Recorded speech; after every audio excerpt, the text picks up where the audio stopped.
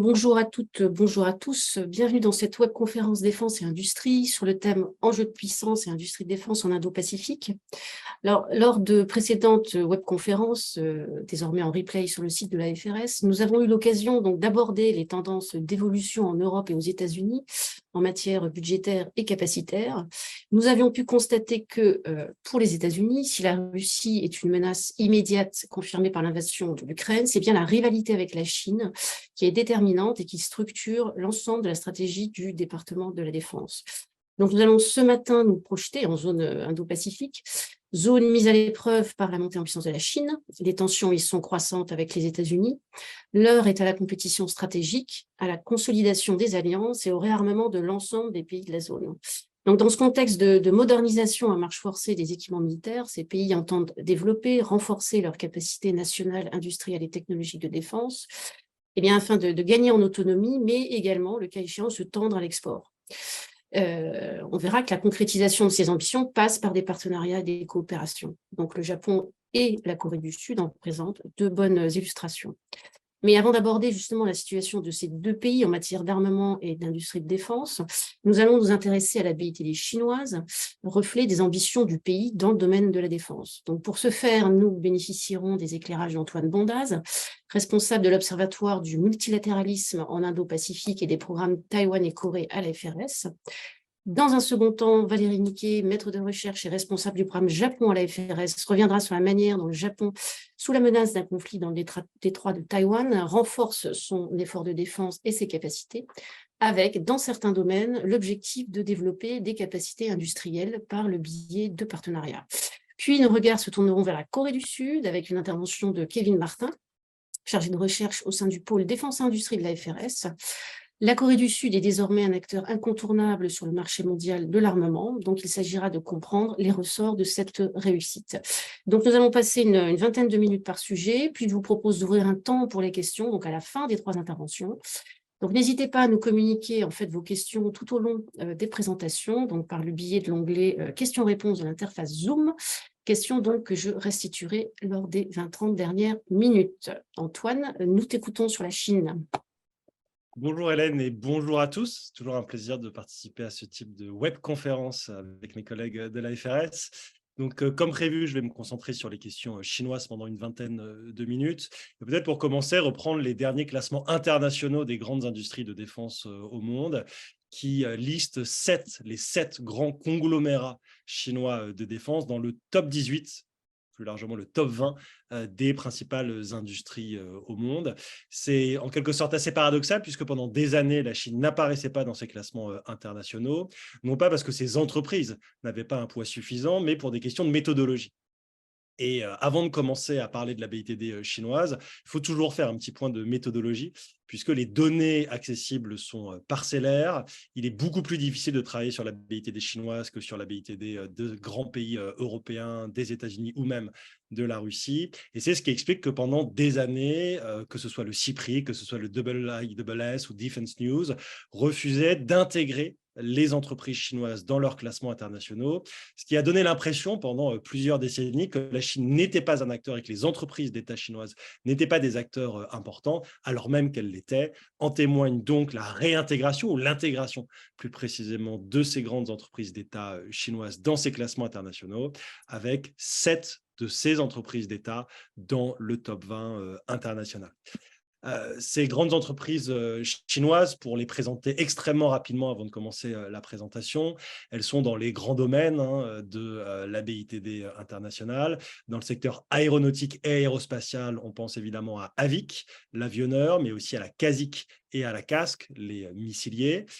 Dans l'électronique, on pense à CETC. Dans l'industrie navale, on pense au CSSC qui a fusionné avec son rival CSIC en 2019. Et puis encore, dans l'équipement et l'armement terrestre, on pense à 2 grandes entreprises, dont Norinco. Alors, la BITD chinoise, elle a profité ces 20-30 dernières années de l'essor et de la hausse extrêmement rapide des dépenses militaires chinoises. Les dépenses militaires chinoises, elles ont été multipliées par 6 en l'espace de 20 ans. La Chine dépense aujourd'hui l'équivalent de la somme de l'ensemble des pays de l'Indo-Pacifique, Russie et États-Unis exclus. C'est-à-dire que les dépenses militaires chinoises sont équivalentes à la somme des dépenses du Japon, de la Corée, de Taïwan, de l'ensemble des pays d'Asie du Sud-Est, de l'Australie, de l'Inde, du Pakistan, etc. Donc la BITD a bénéficié de l'accroissement de ce budget militaire chinois, mais également dans le cadre de ce budget militaire, de la hausse de la part des dépenses liées à l'équipement, puisque selon les chiffres officiels chinois dont on dispose, entre 2010 et 2017, la part des dépenses d'équipement dans le budget militaire chinois est passée de 33 à 41%. Et on a plus largement aujourd'hui des dépenses militaires chinoises qui sont supérieures, l'accroissement de ces dépenses, supérieur à l'accroissement du PIB annuel, et donc une part des dépenses militaires chinoises rapportées au PIB qui est en train de s'accroître. On est aujourd'hui entre 1,5 et 2% en fonction de la méthodologie utilisée pour donner une évaluation de ce budget militaire, mais en tendance, cette part rapportée au PIB augmente.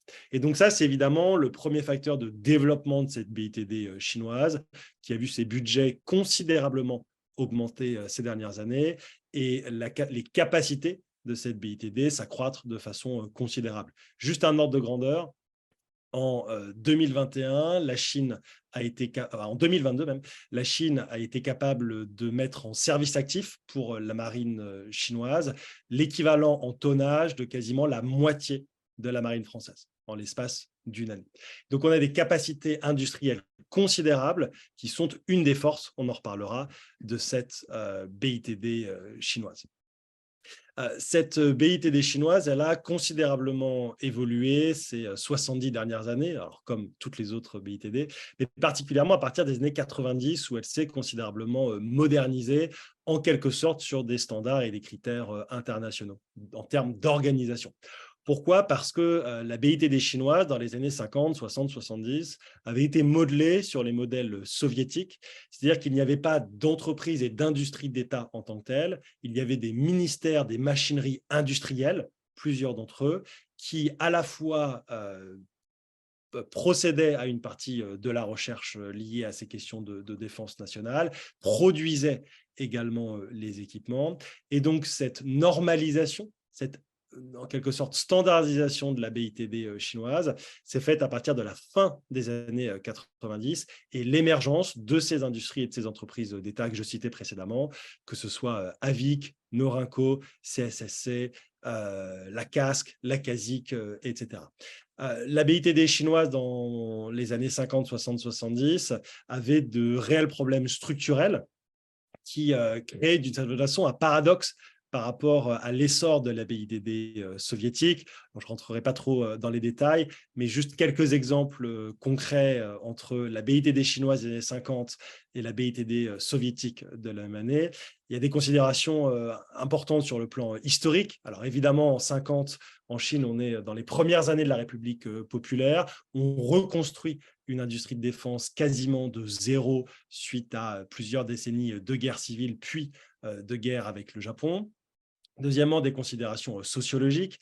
Le niveau de formation des élites chinoises était beaucoup plus faible que celui des élites soviétiques. Et puis surtout, il y avait au plus haut niveau du pouvoir politique chinois très peu d'ingénieurs, très peu de personnes issues de la BITD. Et donc, la difficulté pour les représentants de cette BITD d'influencer la prise de décision au niveau politique, au niveau du parti, contrairement à ce qui pouvait se passer au niveau de l'Union soviétique.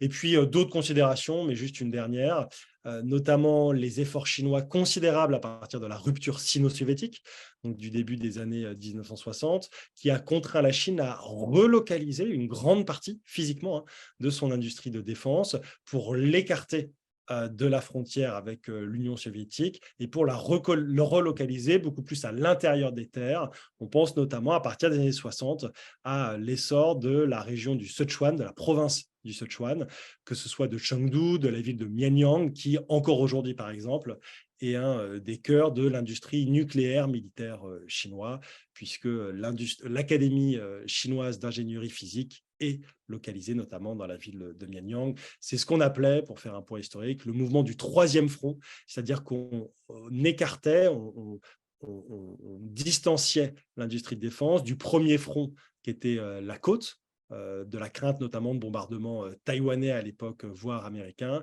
et puis le deuxième front qui était la frontière avec l'Union soviétique. Donc cette BITD, elle s'est réorganisée considérablement à partir des années 90 pour atteindre la situation plus ou moins actuelle avec ces grands conglomérats à la fin des années 90. Les forces et les faiblesses de cette BITD chinoise, rapidement, elles sont nombreuses. Premièrement, le fait que ce soit des très grandes entreprises d'État, donc on en compte généralement 7, les 7 grandes industries de défense chinoises, les 7 grandes entreprises publiques dans l'industrie de défense chinoise, elles bénéficient notamment d'une supervision extrêmement étroite de la part du parti. Alors évidemment, ça peut être une force et une faiblesse quand il faut faire remonter l'information, mais disons que ces entreprises d'État affiliées directement et contrôlé directement par le Parti communiste, fait que les entreprises d'État vont établir des priorités, investir dans des domaines qui intéressent et sont priorisés par les dirigeants chinois. On a également évidemment des postes de représentants du parti dans l'ensemble de ces entreprises d'État. Il y a des mécanismes de coordination entre ces différentes entreprises d'État. On pense notamment à la SASTIND, donc l'agence de l'État pour les industries de défense, donc qui permettent à l'organisation, l'institution que représente le parti, de faire passer ses ordres et d'avoir des entreprises d'État et une BITD chinoise dans son ensemble qui est évidemment affiliée et alignée sur les intérêts du parti.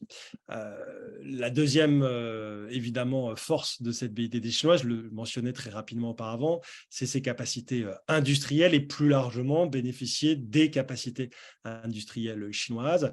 La Chine aujourd'hui, c'est à peu près 17% du PIB mondial, mais c'est quasiment un quart de la capacité manufacturière au monde, et donc une puissance de frappe industrielle considérable. On le voit, par exemple, encore une fois, dans le secteur de l'industrie navale que je mentionnais précédemment.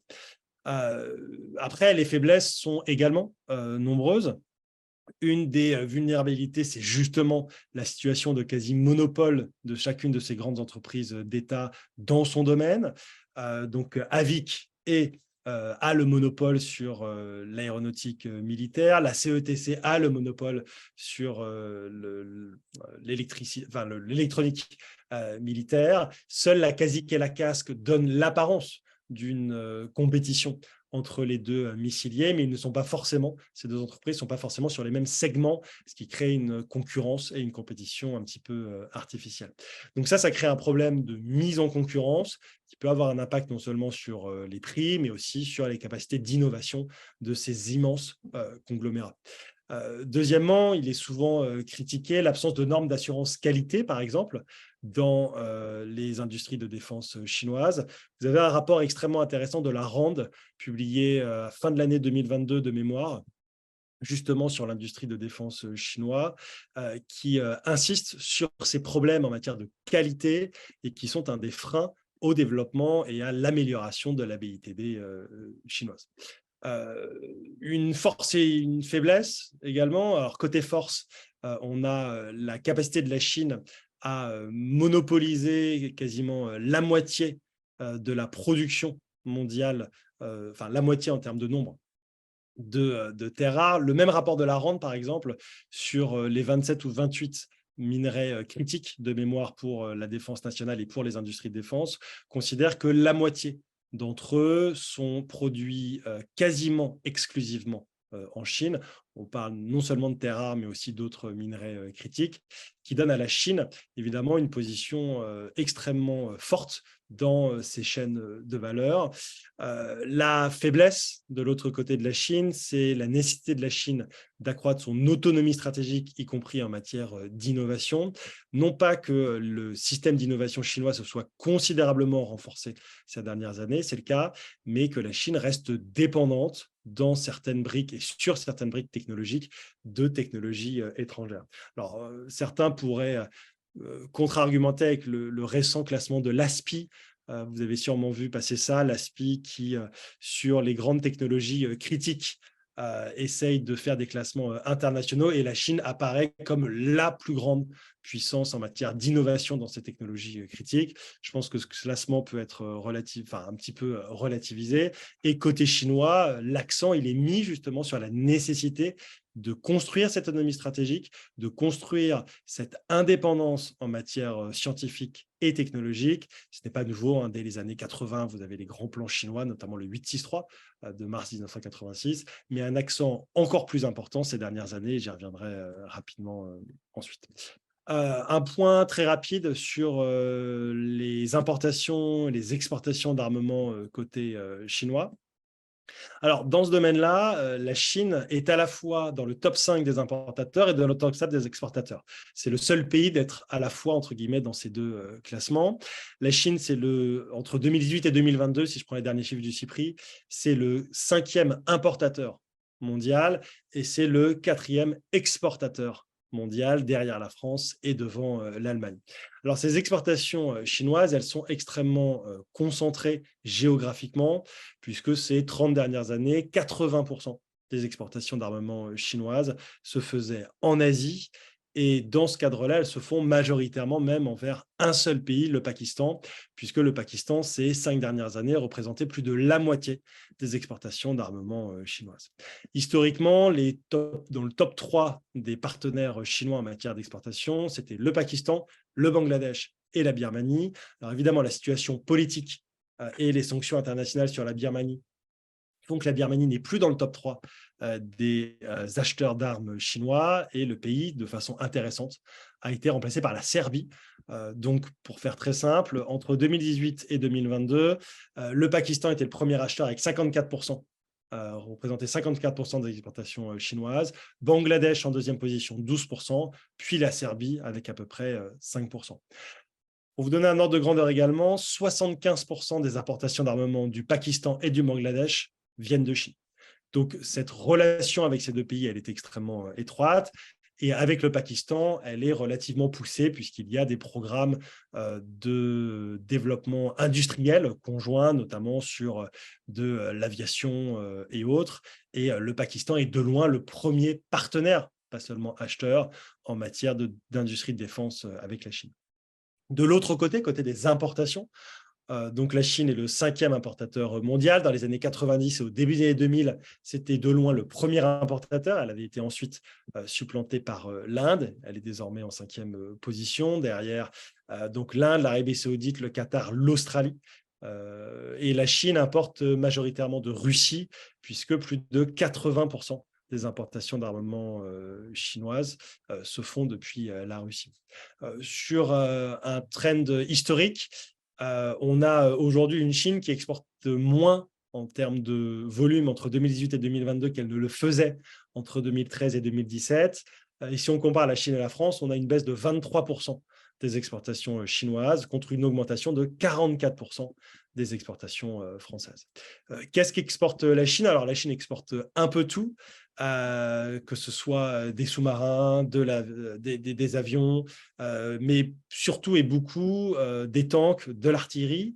Et ce qui est intéressant, c'est que si on se concentre sur les commandes en ce moment pour l'industrie de défense chinoise à l'exportation, on a un domaine qui sort tout particulièrement, c'est le domaine des chars, puisque le cahier de commandes des industriels chinois, notamment de Norinco, sont relativement pleins dans ce domaine-là. Et si on compare aux autres grands pays, ce qui est intéressant, c'est que voir la Chine, c'est avant tout des tanks, les États-Unis, c'est avant tout des avions, et la Corée du Sud, c'est avant tout de l'artillerie et du tank. Et donc, une des questions qui peut se poser, mais là, je laisserai évidemment Kevin sur cette question-là, c'est est-ce qu'on ne risque pas d'avoir à un moment la Chine et la Corée en compétition sur certains segments, pas sur tous les segments, mais certains segments de tanks, voire même d'artillerie, même si pour l'instant, les partenaires chinois ne sont clairement pas les partenaires sud-coréens.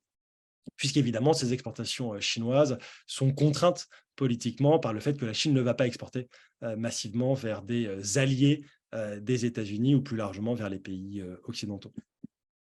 Un petit point très rapide avant de conclure sur une question qui est fondamentale parce que c'est, je pense, à mes yeux, la question la plus importante quand on travaille sur la BITD chinoise aujourd'hui, c'est son évolution. Donc, je vous parlais des grands conglomérats qui se sont réorganisés, qui sont en train d'ailleurs de réduire un certain la voilure. Quand on prend CSSC, donc issu de la fusion des deux grandes industries navales chinoises, on a une réduction de quasiment 30% du nombre d'employés sur ces 3-4 dernières années. Donc, on a la volonté de rationaliser totalement ces entreprises. Donc, une évolution de ces grands conglomérats qui est intéressante, mais l'évolution vraiment marquante, elle n'est pas du côté de ces grandes industries, elle est du côté de tous les autres qui sont les nouveaux acteurs de la BITD chinoise, qui étaient quasiment inexistants il y a 10 ans et qui aujourd'hui jouent un rôle non pas majeur, mais jouent un rôle de plus en plus important. C'est le cas des entreprises privées, que ce soit des entreprises dans le secteur de la défense ou dans le secteur civil. Puisque si il y a eu un accent et une priorisation politique du côté de la Chine ces dernières années, c'est bien sur la question de l'intégration civilo-militaire. Alors, ce n'est non seulement pas propre à la Chine et pas nouveau en Chine, sauf que le tournant qui a été pris à partir de 2017, avec la nomination de Xi Jinping comme directeur d'un grand comité de coordination de l'intégration civilo-militaire en Chine au niveau du comité central, a donné une impulsion tout à fait nouvelle. Pour faire très simple, qu'est-ce qui s'est passé? Dans les années 80, on a les industries de défense qui commencent à produire des biens civils. Ce qui explique d'ailleurs aujourd'hui que les grandes industries de défense chinoises produisent à peu près seulement 30% de biens qualifiés de militaires. Le reste est des biens qualifiés de civils. Et donc, on a dans les années 80 les industriels chinois qui, de fait, militaires, qui, de fait, vont commencer à produire des ventilateurs, des voitures particulières, etc., des télévisions et autres. À partir des 2000, on a des acteurs privés, civils, qui vont commencer à produire des biens militaires, mais on est à l'époque sur de l'habillement, sur des rations, etc. Le tournant actuel, c'est que dans tous les domaines, et notamment dans des domaines de technologie de pointe, des acteurs qui ne sont pas des acteurs publics et qui ne sont pas des acteurs militaires vont contribuer de fait à l'essor de la BITD. Donc cette intégration civilo-militaire, elle est beaucoup mieux coordonnée qu'auparavant, même si elle garde un cadre législatif qui reste un petit peu bancal. Il n'y a pas de loi sur l'intégration civilo-militaire à proprement parler, même s'il y a eu des discussions depuis de nombreuses années. Mais ce qui est intéressant, c'est l'émergence des alliances industrielles en matière d'intégration civilo-militaire, c'est l'émergence de fonds d'investissement en matière d'intégration civilo-militaire, c'est la multiplication des zones de démonstration en matière d'intégration civilo-militaire. Et c'est donc le fait qu'on a aujourd'hui une multitude, des centaines et des milliers d'acteurs qui, dans tous les domaines, participent de fait à l'effort de défense nationale. Et ça renforce et ça complique évidemment le travail en Europe en matière de PPST, de protection du potentiel scientifique et technologique, puisque des petites entreprises, des PME ou des startups chinoises ou des centres de recherche officiellement civils vont multiplier ou vont essayer de multiplier les coopérations en France et en Europe. Et le travail de l'administration va être rendu beaucoup plus compliqué pour identifier pour identifier ses partenaires, essayer d'identifier potentiellement les risques de coopération de ces partenaires chinois avec l'industrie de défense. Et s'il y a bien une dimension qui est aujourd'hui à prendre en compte, c'est la complexification du travail de PPST en France et au niveau européen. Alors même s'il y a une prise de conscience, on le voit avec la multiplication d'articles dans la presse généraliste et autres, c'est la difficulté de faire ce travail de protection du potentiel scientifique et technologique européen et de s'assurer que directement ou indirectement, notre potentiel scientifique, nos entreprises, nos centres de recherche ne participent pas à la modernisation militaire chinoise. Or, on en est encore loin. Vous aviez par exemple un article extrêmement intéressant hier sur les universités allemandes et les liens potentiels avec l'industrie quantique en Chine, mais y compris l'Université nationale des sciences et des technologies liées à la défense nationale, qu'on appelle NUDT en Chine. Et donc ça, c'est vraiment pour moi, au niveau de la BITD chinoise, le risque majeur. On avait une situation qui était beaucoup plus facile et beaucoup plus lisible, en quelque sorte, il y a 20 ans, quand vous aviez uniquement ces conglomérats. L'émergence de l'ensemble de ces petits acteurs pose aujourd'hui problème. Juste pour conclure sur un cas, par exemple, extrêmement concret, vous prenez le drone sous-marin, un planeur sous-marin qui s'appelle Hai, qui a émergé dans la littérature à partir de 2017-2018, qui était le drone un peu chinois qui faisait tous les records en matière de profondeur atteinte, en matière d'autonomie marine et autres. Eh bien, ce drone, il est développé par une PME associée à un centre de recherche militaire chinois. Et ce même drone est utilisé, y compris par l'APL, pour faire de la surveillance maritime. Et donc là, on a une frontière, entre guillemets, entre civils et militaires qui est de plus en plus floue en Chine et qui pose, encore une fois, des problèmes encore plus importants qu'auparavant aux industriels européens, mais aussi, évidemment, aux autorités politiques et administratives en Europe. Voilà, je vais m'arrêter là, j'ai déjà été un peu long, puis je répondrai ensuite à vos questions avec grand plaisir. Oui, merci beaucoup Antoine. C'est toujours un tour de force hein, en 20-25 minutes de faire un tour d'horizon de la BITD chinoise. Je pense qu'on aura l'occasion de revenir sur un certain nombre de points que tu as introduits lors des questions-réponses, notamment sur ces nouveaux entrants, sur l'export. En tout cas, on a bien compris que là, on était en face d'une, comme tu l'as dit, une véritable puissance de frappe industrielle en la matière. Valérie, dans ce cadre-là, quid du Japon, justement, dans ce contexte de menaces grandissantes, quelle dynamique capacitaire et industrielle? Nous vous écoutons. Oui, alors bon, pour le Japon, les problématiques sont très différentes de celles qu'on rencontre en Chine. Et en fait, je vais plutôt tracer ce qui permet de constater une évolution très sensible de la part du Japon en matière de perception des menaces et de nécessité de développer ses capacités de défense, y compris sa base industrielle. Mais on est encore très, très loin de quelque chose de véritablement constitué, en dépit de la tradition très forte hein, que le Japon a eue avant la guerre. Il suffit de visiter le musée de Kure des forces maritimes d'autodéfense à 20 km de Hiroshima et on voit toute la production dont le Japon est encore très fier, des grandes industries japonaises de défense avant et pendant la Deuxième Guerre mondiale. Mais tout ça, évidemment, a disparu après 1945, ce qui explique les difficultés que le Japon a aujourd'hui pour reconstruire cette base industrielle qui est quasi, il faut bien le dire, non pas inexistante, mais en tout cas très tournée vers l'interne pour le moment. Donc, je reviens un peu sur plutôt la vision stratégique et toutes les mesures que le Japon a adoptées récemment et qui mettent en évidence ce paradoxe entre cette montée en puissance de la prise de conscience et puis des moyens qui ne suivent pas encore véritablement, y compris en matière de coopération. Donc, juste un rappel, l'année dernière, au mois de décembre, le Japon a adopté 3 nouveaux documents fondamentaux pour actualiser sa stratégie de défense. Donc, il y a la National Security Strategy qui est le plus important, la National Defense Strategy qui est liée et qui traduit ça en matière de défense. Et puis, il y a le National Defense Programme qui est censé présenter les programmes de développement en matière de défense pour la période 2023-2027.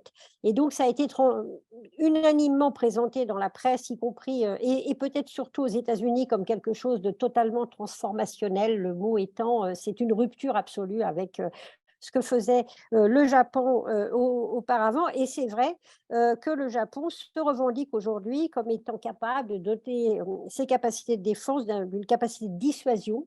Alors évidemment, j'en reparlerai, l'objectif c'est la Chine, et puis d'assumer à terme la responsabilité en première ligne de sa défense en cas d'invasion, et pas uniquement en attendant pendant quelques jours que les États-Unis interviennent immédiatement. Et puis on sait bien qu'il y a des enjeux sur lesquels les États-Unis ne seraient peut-être pas aussi prêts à intervenir qu'ils l'étaient à l'époque de la guerre froide face à une menace d'intervention, d'entrée des chars soviétiques à Hokkaido, où là, la question ne se posait pas. Aujourd'hui, s'il y a un débarquement chinois sur les Senkaku, il n'est pas absolument certain que Washington se lance dans un conflit immédiat avec Pékin pour défendre le Japon, même si systématiquement, dans tous les entretiens nippo-américains, on rappelle que ça fait partie de l'accord de sécurité et de défense entre le Japon et les États-Unis. Ceci dit, donc ces 3 textes sont très importants, mais l'évolution du Japon vers une plus grande volonté de s'engager sur les questions de défense, ce n'est pas nouveau. Et c'est évidemment lié à la montée en puissance des capacités de la République populaire de Chine, Mais disons, pour ne pas remonter trop loin, en 2015 déjà avec, sous la comment on dit? Premier ministre, enfin sous la direction du premier ministre Shinzo Abe, qui était très en pointe sur ces sujets-là. Le Japon avait déjà, réformé, un certain nombre de points de sa politique de défense, avec notamment ce qui avait fait beaucoup de bruit, mais on voit là aussi qu'il y a beaucoup de limites dans la mise en œuvre, la constitutionnalisation, en tout cas la légalisation du principe de défense collective que n'avait pas le Japon auparavant. Pour simplifier, les forces d'autodéfense japonaises ne pouvaient pas se porter au secours de ses alliés pour les défendre, par exemple dans le cadre d'opérations de l'ONU, où d'ailleurs leur rôle militaire est extrêmement limité. Mais imaginons même que dans le détroit de Taïwan ou dans sa zone, les États-Unis, des bâtiments américains soient attaqués, en dépit de l'accord de défense, les forces d'autodéfense n'avaient pas le droit de se porter à la défense ou de soutenir ou d'aider son allié américain. Donc les Américains aidaient les Japonais, mais le contraire n'était pas possible. Donc ça a été levé. Les limites sont encore très fortes, mais ça dénote bien cette évolution en termes de ce vers quoi doit s'engager le Japon aujourd'hui. Alors évidemment, donc, comme je le disais, ce qui a entraîné cette volonté, cette évolution, c'est la Chine, essentiellement. Et c'est assez intéressant parce qu'en fait, là, on a la deuxième stratégie de défense nationale. La première dans l'histoire du Japon, d'après la Deuxième Guerre mondiale, date de 2013, donc sous Abe. Et sous Abe, en 2013, la première menace qui a été mise en avant, c'était la Corée du Nord. Et aujourd'hui, bien qu'on voit là, on en reparlera sans doute, mais la Corée du Nord multiplie des feux d'artifice de tirs de missiles quasiment tous les jours d'une manière assez continue. En fait, la Corée du Nord est en deuxième position, on s'en inquiète, mais enfin, ça n'est pas ce qui justifie en quelque sorte le plus ces évolutions, c'est bien la Chine qui est dans un environnement stratégique qui est par ailleurs décrit comme étant le plus dangereux ou le plus challenging, je ne sais pas dire challenging en français, le plus important en fait pour la sécurité régionale depuis la Deuxième Guerre mondiale. Donc, c'est des termes qui sont assez alarmistes autour de la puissance chinoise, avec les pressions chinoises autour des Senkaku, en mer de Chine orientale, en mer de Chine méridionale, et puis bien sûr avec ces risques de conflits éventuellement dans le détroit de Taïwan, en tout cas qui sont énormément mis en avant au Japon. Alors, je ne dis pas qu'il n'y a aucun risque, mais on sent bien aussi à Tokyo la volonté de persuader l'opinion publique, parce que là, on est dans un vrai, on entre dans le dur quand on parle de l'opinion publique au Japon sur les questions de défense, que la menace est quasi immédiate. Et c'est pour ça que le nouveau mantra du Premier ministre Kishida aujourd'hui, c'est aujourd'hui l'Ukraine, demain l'Asie. Donc, préparez-vous, il faut augmenter les budgets de défense, il faut changer de posture, et tout ça étant évidemment justifié par cette montée en puissance capacitaire de la Chine qui est indéniable, et puis ces pressions continues, on l'a vu cet été avec les exercices dans le détroit de Taïwan, et puis qui se répètent d'une manière continue ces derniers mois. Et enfin, la Russie, bien sûr, est prise en compte, mais enfin uniquement en troisième position, et les activités russes sont décrites comme a strong concern from a defense perspective. Donc, bon, ça n'est pas la Russie qui, pour le Japon, est au premier rang des préoccupations. Et quand ça l'est, c'est dans la dimension d'alliance ou de partenariat, de quasi-partenariat ou de partenariat sans limite entre la Chine et la Russie. Donc, on voit bien que l'enjeu aujourd'hui, c'est évidemment la Chine. Et c'est la Chine, renforcer la guerre en Ukraine a renforcé aussi le sentiment d'urgence, mais c'est la Chine aussi parce que c'est un moyen de coller en quelque sorte au discours de l'allié américain. Et l'objectif principal de Tokyo aujourd'hui, c'est de renforcer, de garantir l'engagement des États-Unis à leur côté.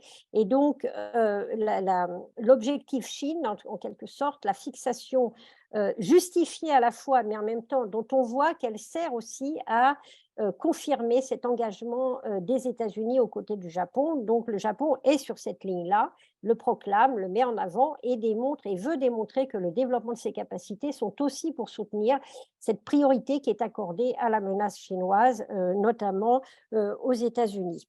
Donc l'objectif, donc comme je disais, c'est de renforcer encore oui, de garantir et de renforcer cet engagement américain en Asie, en ne donnant aucun prétexte aux États-Unis pour, par exemple, accuser le Japon de timidité stratégique à l'égard de la Chine.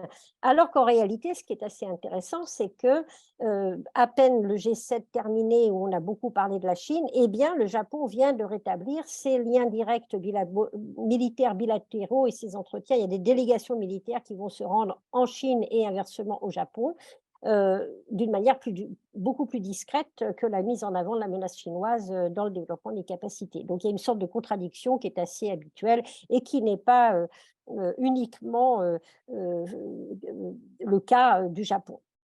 Et donc, bon, l'objectif aussi en essayant de garantir cet engagement américain dans le cadre de l'Alliance, c'est de renforcer bien sûr la capacité dissuasive de cette alliance.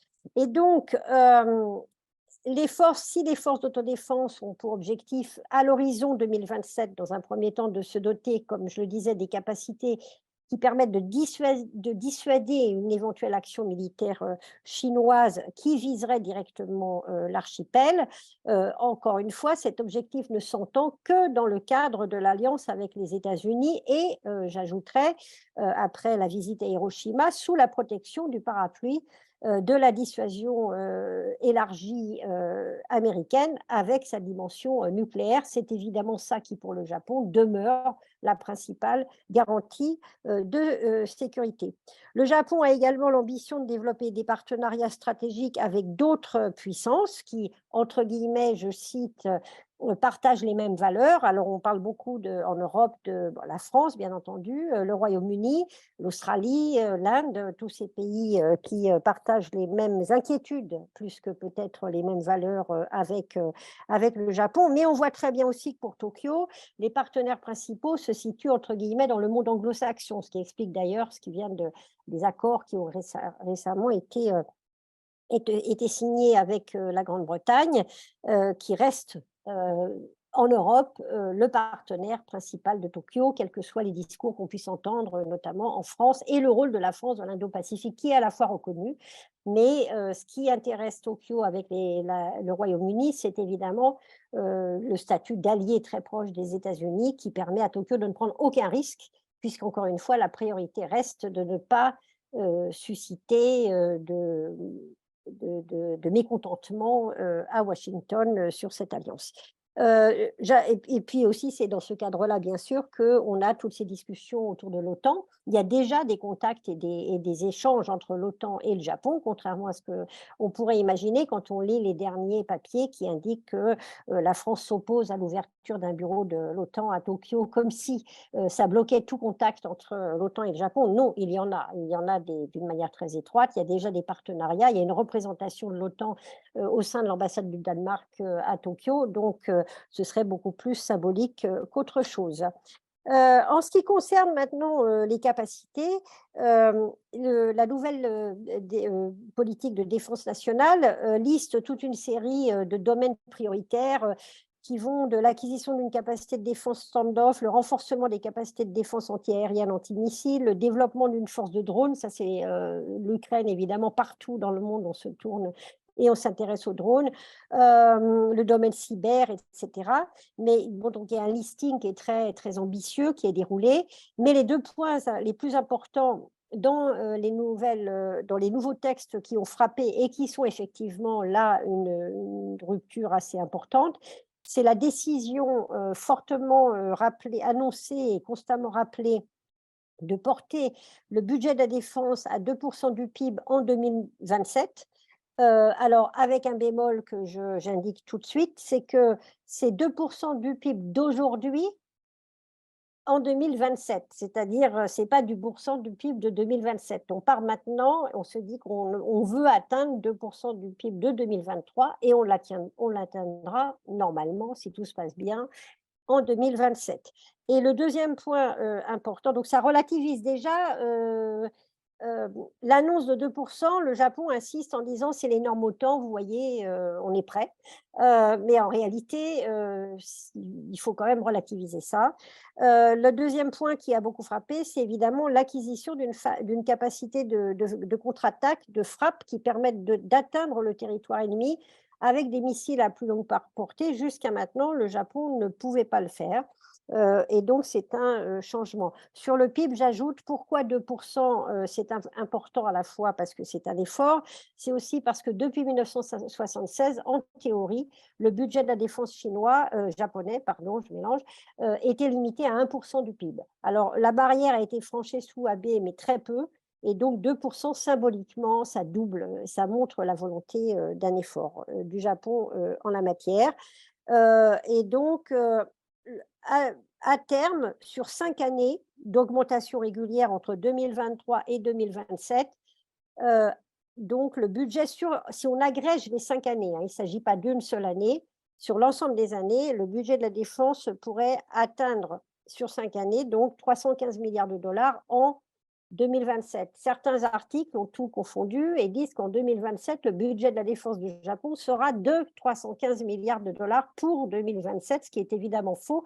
Et on présentait le Japon comme étant la deuxième puissance militaire mondiale en termes de défense. On n'en sera pas là du tout. C'est l'ensemble, c'est sur 5 ans. Mais enfin, il y a tout un flou comme ça qui est un peu entretenu pour montrer que ça y est, le Japon fait des efforts, est prêt, donne sa part en fait des efforts en matière de défense. Et donc, une partie de ce budget, une grosse partie de ce budget d'ailleurs, va être consacrée à l'acquisition de ces frappes à longue distance dont on parlait à l'instant. Et enfin, par ailleurs, et ça, je rejoins le sujet un peu tard, mais enfin, c'est aussi parce que ce n'est pas aussi important non plus que dans d'autres pays. Tokyo ambitionne de soutenir sa propre base industrielle et technologique et de retrouver, selon les termes, une industrie de défense dynamique et performante, capable de répondre d'une manière plus autonome aux besoins de la guerre moderne. On en est très loin. Mais enfin, c'est ce qui a été déclaré dans les textes, donc c'est important de le noter. Et donc, c'est dans ce cadre-là que le renforcement de la coopération internationale doit servir ses ambitions. C'est-à-dire que le Japon veut reconstruire son industrie en s'appuyant sur les coopérations internationales qui peuvent être mises en place. Et notamment, mais surtout, ce qui veut dire aussi que dans ces projets-là, le Japon ambitionne peut-être d'une manière un peu illusoire, à mon avis, d'être leader sur certains projets. Par exemple, sur l'avion du futur dont on parlera, le Japon veut être leader. Enfin, donc, veut pouvoir démontrer que son industrie peut être leader sur certains secteurs et faire une sorte de bond en avant technologique et pas uniquement technologique, d'ailleurs en termes de concept, après des dizaines d'années de peu d'activité en fait. Donc c'est aussi pour ça que le Japon a multiplié toute une série d'accords, ce qu'on appelle les accords AXA, avec des pays qui partagent évidemment les mêmes intérêts et qui permettent de faciliter les transferts d'équipements. Mais ceci dit, en dépit de ces ambitions très fortement affirmées, l'industrie japonaise de défense japonaise souffre de très nombreuses lacunes, notamment parce que jusqu'en 2014, elle ne pouvait pas exporter du tout. Donc, elle était essentiellement concentrée sur les commandes en interne, avec des tarifs. Et par ailleurs, elle est très largement soumise aux liens avec les États-Unis pour des raisons stratégiques. Donc, elle n'a pas jusqu'à maintenant réussi à retrouver une sorte un niveau d'excellence globale qui lui permette de s'imposer à l'extérieur. Elle n'est pas comptée, enfin, selon un analyste japonais avec qui j'en parlais, c'est pas moi qui le dis, c'est lui, l'industrie de défense japonaise n'est pas compétitive, ni en termes de coûts, ni technologiquement, et elle pâtit surtout d'un manque de cohérence en ce qui concerne la commande publique. Donc en 2015, il y a eu donc pour renforcer cette base de technologie et de défense en 2015, il y a eu la création, justement accompagnant les premières réformes de défense du Premier ministre Abe, il y a eu la création de l'agence de technologie et d'acquisition technologique et de logistique, l'ATLA, qui était destinée à la fois à promouvoir les projets de recherche conjoints dans le secteur de la défense et puis aussi à tenter de donner plus de visibilité aux entreprises japonaises de défense en matière de programmes d'acquisition, c'est-à-dire qu'elles puissent investir avec une visibilité à plus long terme. Et pour le moment, à vrai dire, les résultats sont encore limités. Et donc, le partenaire principal, et c'est un des sujets qui se comprend tout à fait et qui ne sera pas remis en cause, par exemple, juste après la création de l'ATLA en 2015, où on expliquait qu'on allait donner aux entreprises japonaises plus de visibilité en termes de commandes, Trump, pour satisfaire Trump qui lui voulait que les Japonais, eh bien, si on les défend, montrent qu'ils font des efforts en achetant américain, il y a eu une multiplication par 3 entre 2017 entre 2014 et 2019 des acquisitions du Japon auprès des États-Unis. Et là, il y a évidemment, il y avait acquisition de F-35, des F-15, etc. Mais l'idée, c'était de faire plaisir à ce président Trump dont on se demandait ce qu'il pouvait prendre comme décision. Et peu importe la nécessité de donner de la visibilité aux entreprises japonaises, la priorité, c'était de faire plaisir à Trump. Donc, ça restera l'essentiel. Et donc, tout dépend aussi de la politique américaine et de l'ouverture des États-Unis, laisser ou non les Japonais se tourner vers d'autres partenaires ou développer leurs propres capacités. Et donc, le résultat de tout ça, c'est que même aujourd'hui, les grands groupes japonais, encore une fois, en dépit d'une tradition qui n'est pas inexistante en matière d'industrie de défense, c'est le moins qu'on puisse dire au Japon, en fait, n'accordent pas du tout une grande priorité à leur branche défense. D'abord, c'est toujours des branches de grands conglomérats civils qui souvent craignent pour leur image publique, par exemple, en mettant en avant, enfin, en développant trop leurs capacités en matière d'industrie de défense. Dans l'ensemble, pour l'ensemble de ces groupes, ça représente moins de 4% de leur activité.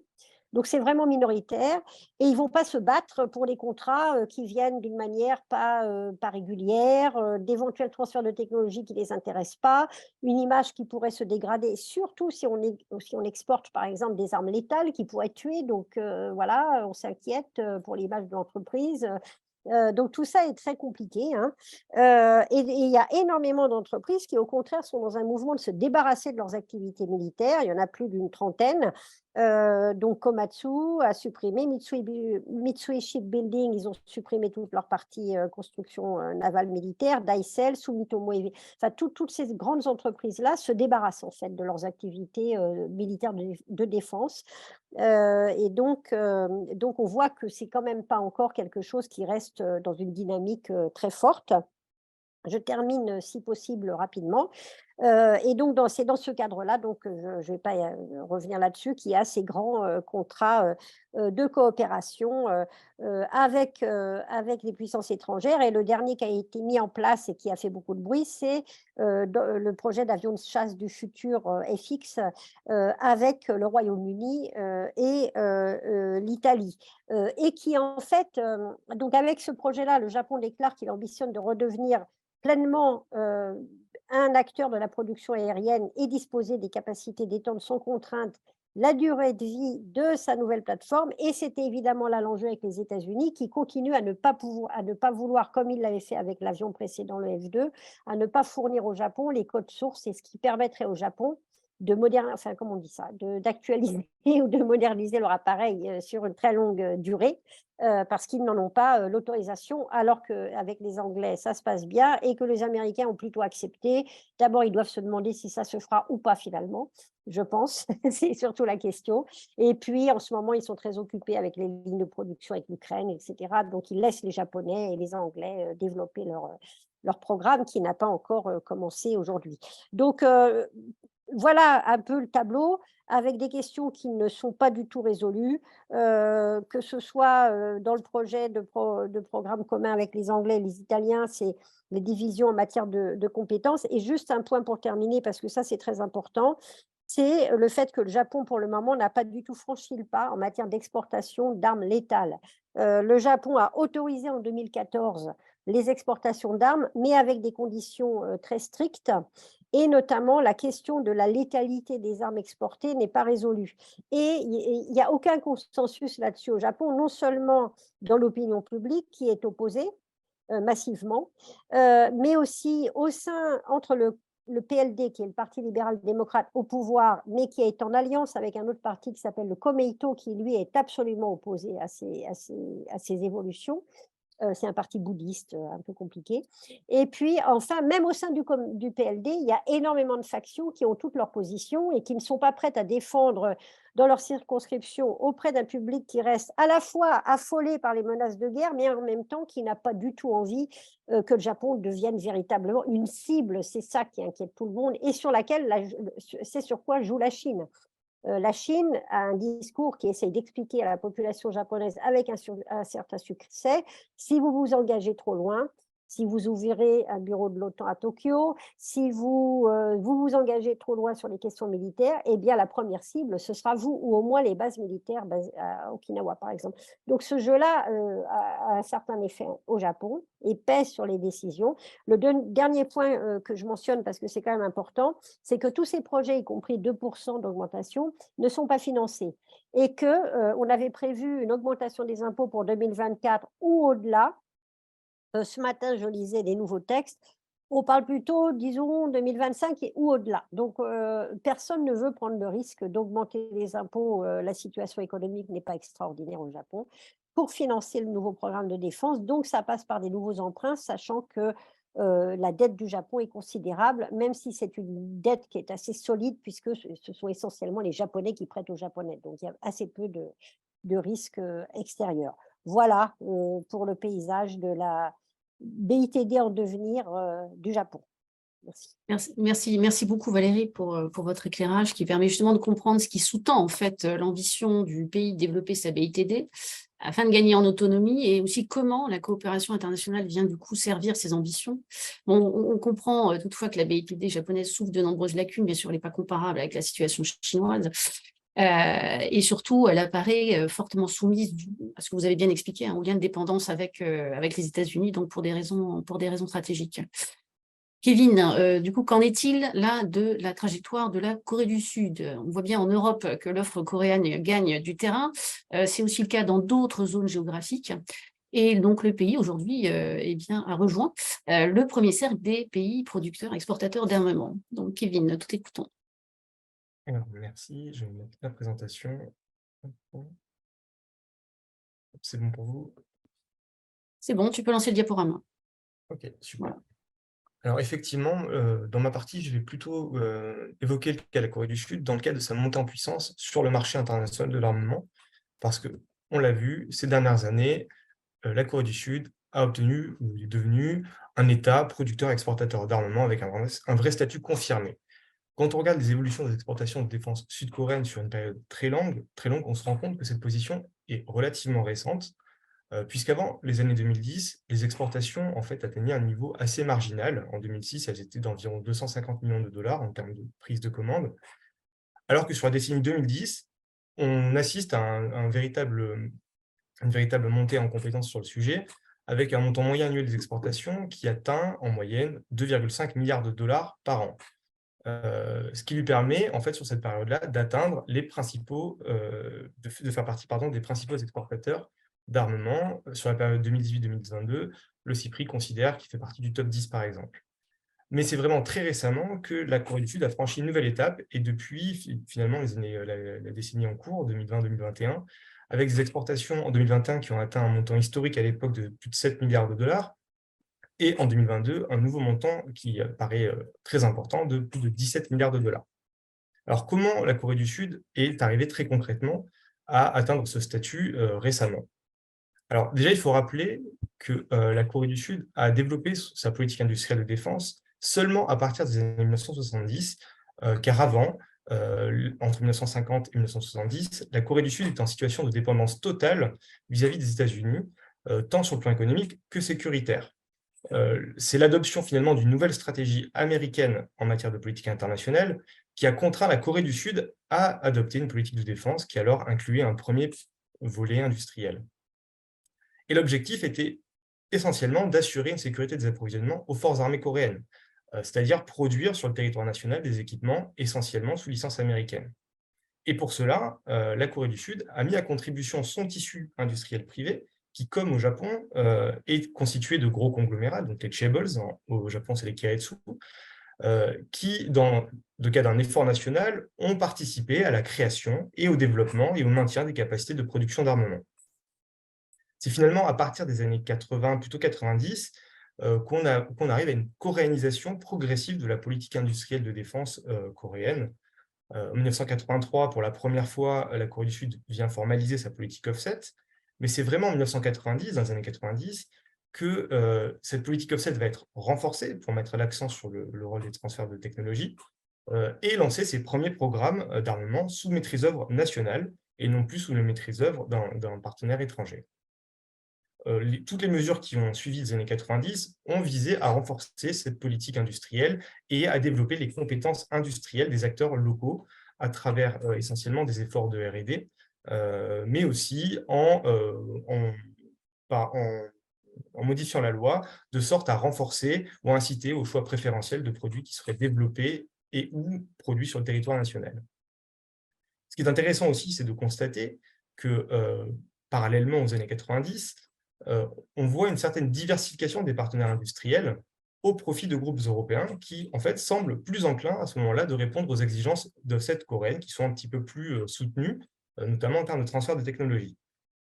Quand on regarde les différentes périodes, on constate vraiment la dépendance totale aux États-Unis avant les années 90, puisque plus de 90% des importations de défense coréennes étaient réalisées auprès de partenaires américains, alors qu'à partir des années 1990, on voit apparaître les partenaires européens comme étant un nouveau partenaire important, puisque entre 1990 et 2005, les partenaires européens représentent 21% des importations de défense coréennes.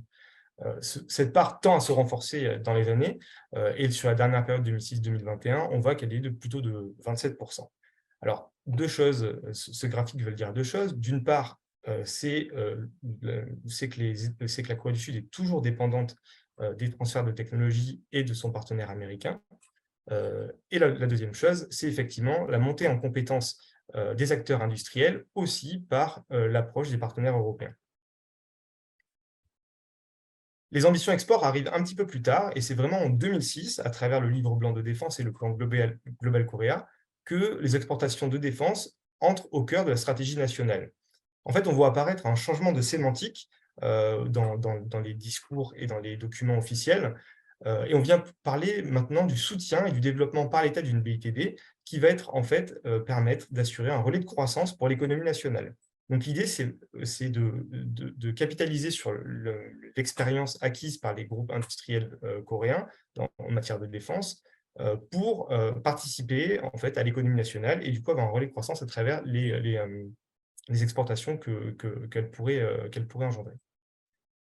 Parallèlement, il y a la création de l'agence d'acquisition, la DAPA, qui est en charge du coup des acquisitions et du soutien à l'export. Et en 2010, le plan prévisionnel de la DAPA affiche alors un objectif de 4 milliards de dollars d'exportation d'ici 10 ans. Donc on est vraiment dans les objectifs d'exportation. Pour l'instant, on n'y est pas du tout, parce qu'en 2006, pour rappel, les exportations de défense coréenne représentaient un montant marginal de 250 millions de dollars.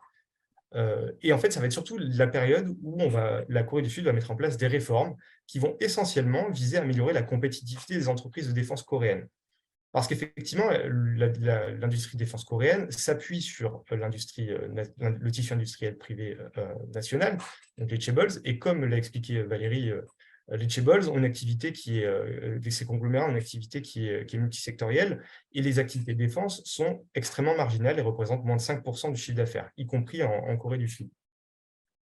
Donc, pendant longtemps, il n'y avait pas forcément d'efforts liés à la standardisation des équipements, à la qualité, à la compétitivité prix, ou aussi en termes d'image, puisque la Corée du Sud n'était pas un acteur présent sur le marché international de l'armement, donc il fallait aussi rassurer les partenaires étrangers Donc, les mesures qui ont essentiellement été mises en œuvre, ça a été effectivement de standardiser les équipements, essentiellement ou plutôt normotant, d'encourager les mesures liées à la qualité, donc avec la mise en place du contrôle qualité qui sera géré par la DAPA, et développer la compétitivité au sein de des chaînes de sous-traitance de ces acteurs-là.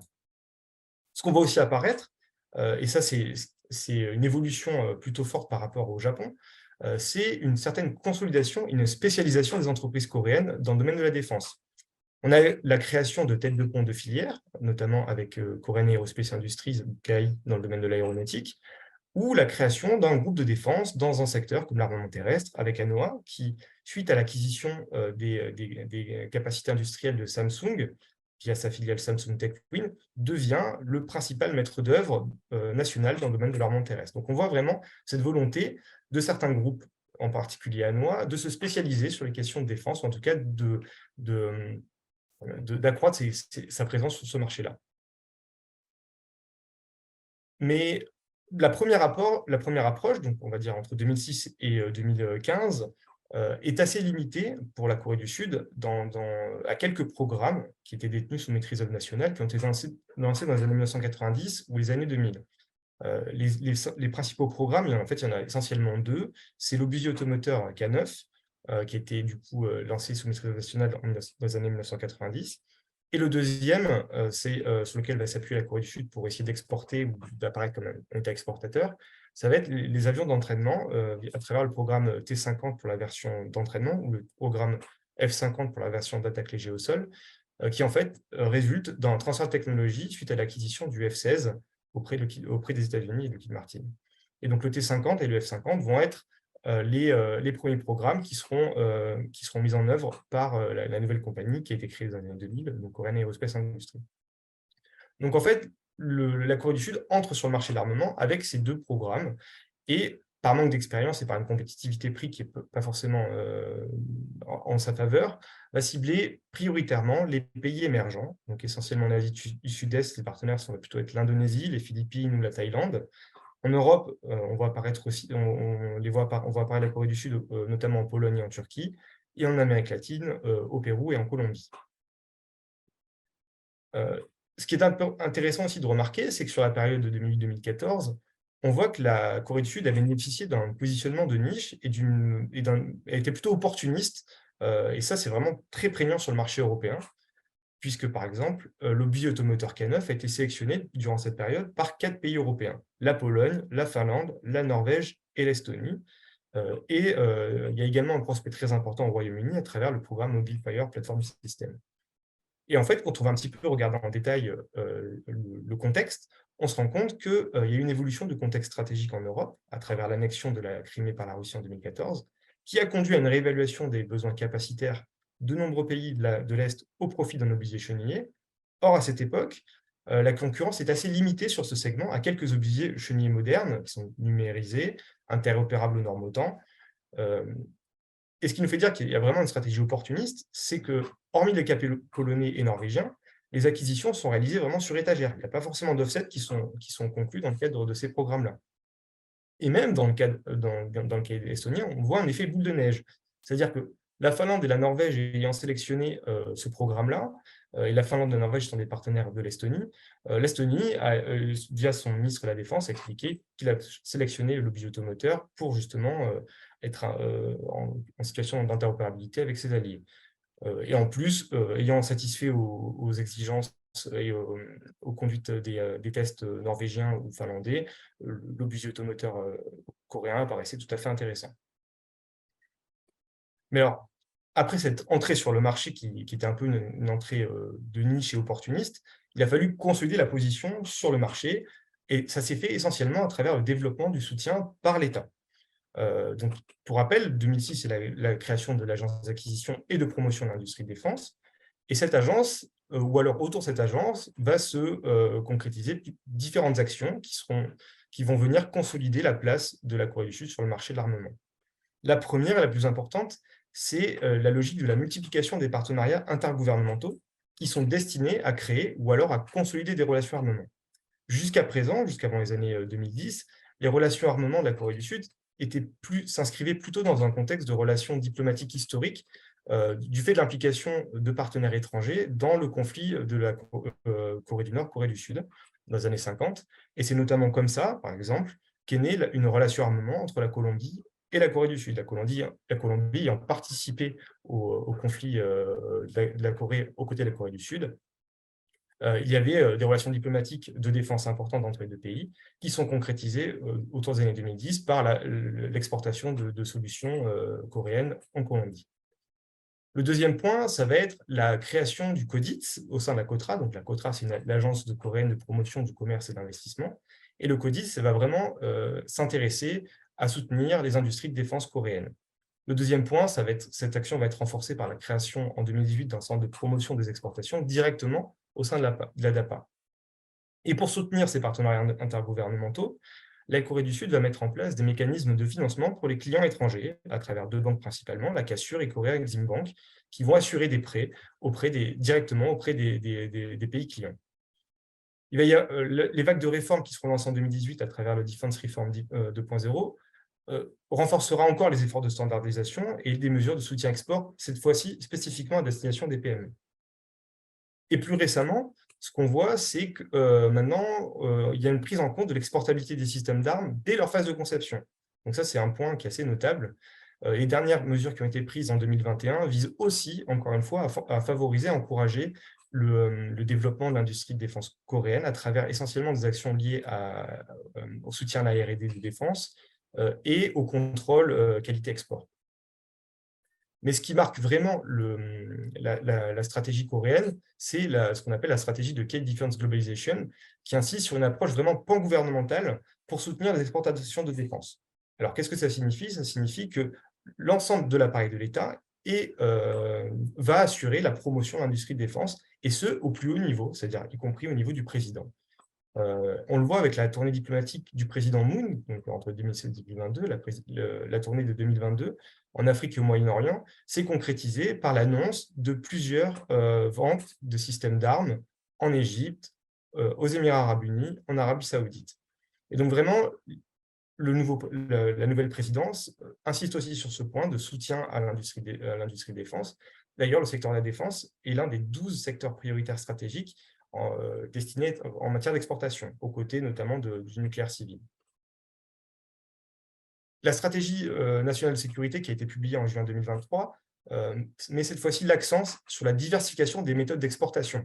Maintenant que la Corée du Sud est présente sur le marché international de l'armement, l'idée, ça va être de diversifier les méthodes d'exportation pour, d'une part, répondre aux besoins d'offset qui sont de plus en plus contraignants, donc en les renforçant et en les diversifiant, à travers notamment les axes de coopération de R&D avec les pays clients, et d'autre part, à développer la coopération industrielle avec les acteurs nationaux et favoriser l'intégration du contenu local. Là, l'objectif est clairement affiché dans la dernière stratégie nationale de sécurité. Et le deuxième point, qui est tout à fait logique eu égard à sa nouvelle position, ça va être de proposer des offres de formation, de soutien logistique, de MCO à destination des pays avec lesquels elle entretient déjà des relations armement et qu'il va falloir maintenant pérenniser. Ce qui est aussi un nouveau défi, ça va être de diversifier l'offre et d'internationaliser les groupes de défense coréens qui maintenant essayent de répondre aux exigences les plus importantes et sont surtout présents sur les marchés plus matures. C'est-à-dire qu'on n'est plus seulement sur des pays dits émergents, mais on va sur des marchés qui sont assez matures ou qui sont généralement plutôt réservés aux fournisseurs historiques de la défense, américains, européens, etc.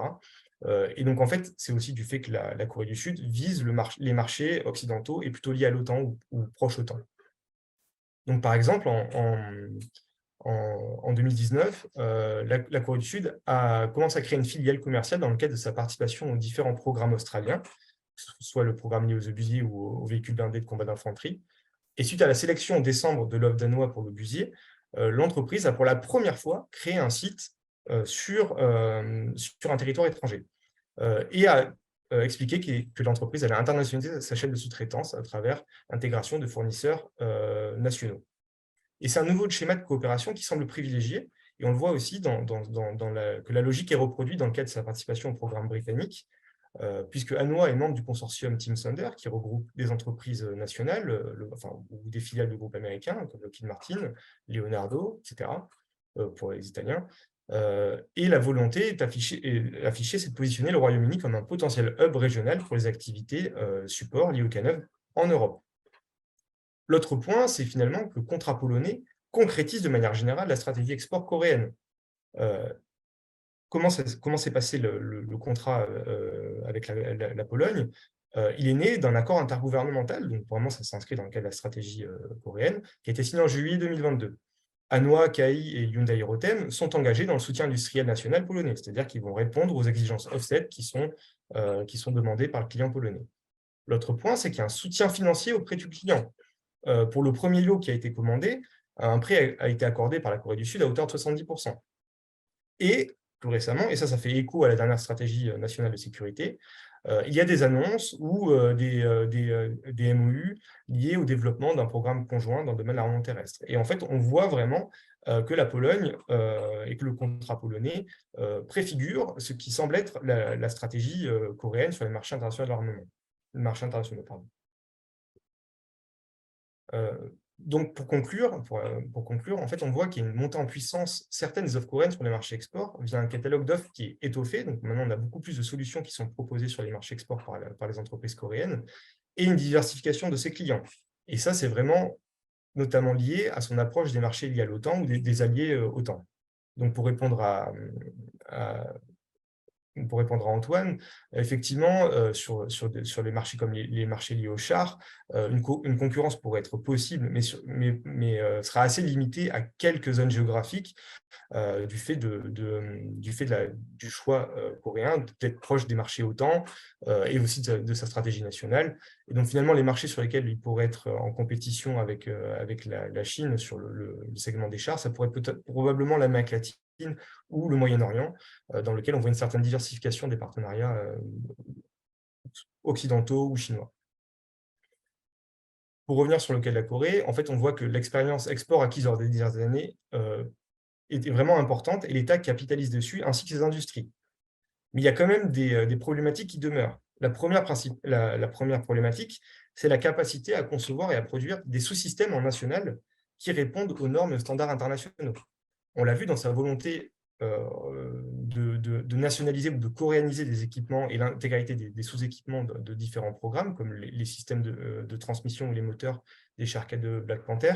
La Corée du Sud et ses acteurs nationaux ont rencontré des difficultés dans la qualification de ces équipements-là. L'autre point, c'est que l'industrie, essentiellement aéronautique, est fortement soumise aux autorisations de réexportation du fait de la présence massive de partenaires étrangers, essentiellement de partenaires occidentaux américains ou européens, dans ces programmes-là, et essentiellement autour du programme F-50. Dans le cas du marché argentin, il y avait eu un refus britannique d'exportation, de réexportation des systèmes de sièges éjectables, et dans le cas du marché ouzbek, un refus américain lié à la réglementation ITAR pour exporter pour exporter sur le marché ouzbek. Et donc on voit que quoi qu'il arrive, la Corée du Sud reste confrontée à ces principales problématiques qui demeurent et qui vont rester encore prégnantes pendant quelques temps. Par contre, d'autres problématiques apparaissent, et celles-là sont assez nouvelles, et ce sera intéressant de voir au cours des prochaines années comment ça va évoluer autour de ces questions-là. La première, c'est l'internationalisation de ces industries de défense qui vise à répondre aux exigences sociales des nouveaux clients, et la création de filiales ou de sites industriels à l'étranger, l'ouverture de la chaîne de sous-traitance amène des nouvelles problématiques et de nouvelles questions qu'il conviendra de traiter pour les acteurs nationaux. Le deuxième point, ça va être l'évolution de la politique coréenne à moyen ou long terme en matière de arms control export. Parce que ce n'est pas forcément quelque chose sur lequel il y avait beaucoup de substances et d'actions mises en œuvre par les autorités coréennes, mais on l'a vu dans le cadre du conflit en Ukraine, et la volonté des Polonais de fournir des obusiers Krab, donc la version polonaise du K9, à l'Ukraine, il y avait un petit peu une zone grise en matière de réexport, de contrôle de réexport. Donc ça va être une question qui va être de plus en plus importante et qu'il conviendra traiter pour la Corée du Sud. Et le dernier point, le non des moindres, c'est quel est l'impact de la restructuration de la BITD coréenne autour d'un acteur majeur, puisqu'en fait, on le voit petit à petit que la logique de conglomérats qui vont détenir une filiale et une activité de défense qui est marginale tend à disparaître en Corée du Sud au profit d'acteurs spécialisés, et notamment Hanwha, qui étaient dans une logique jusqu'à présent d'intégration et de stratégie d'intégration horizontale de ces activités dans le domaine de l'armement terrestre, et qui se verticalisent de plus en plus avec l'acquisition notamment de DSME, du chantier naval DSME, et des rumeurs de volonté d'acquisition de l'acteur dans le domaine aéronautique de KAI. Voilà, j'en ai fini avec ma présentation. Bien, merci Kevin pour ce tour d'horizon qui permet de montrer à quel point en fait les coopérations et surtout les transferts de technologies ont représenté un levier majeur du développement des capacités nationales. Donc on le voit bien, désormais plus autonome, plus mature sur le plan technologique, mais aussi en matière d'ailleurs de politique industrielle. La Corée du Sud utilise maintenant en fait ces mêmes ressorts aussi pour développer ses relations défense et armement à l'international.